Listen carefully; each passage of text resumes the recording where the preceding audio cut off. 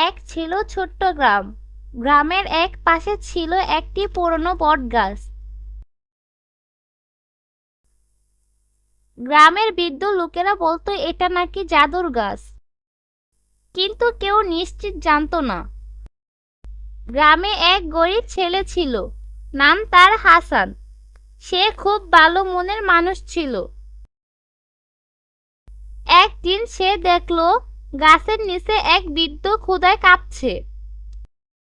হাসান নিজের একমাত্র খাবারটা বৃদ্ধ লোকটাকে দিয়ে দিল।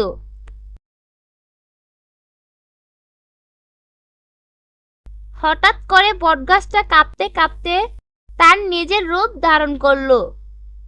গাছ থেকে এক মিষ্টি কণ্ঠে শোনা গেল। হাসান ভয়ে কাঁপতে লাগলো। তোমার মন খুব ভালো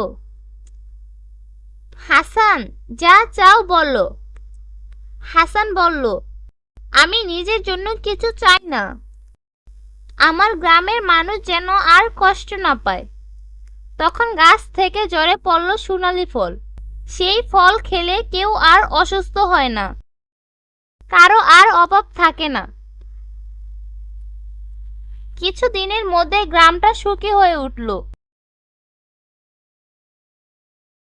কিন্তু কিছু লোভী মানুষ দ্বিগুণ সোনালী ফল পাওয়ার জন্য গাছটাকে কাটতে এলো। জাদুর গাছ তা বুঝতে পেরে মাটির সাথে মিশে গেল। গাছ চলে গেল, কিন্তু রেখে গেল একটি কথা, ভালো মন থাকলেই সত্যিকারের জাদু জন্ম হয়।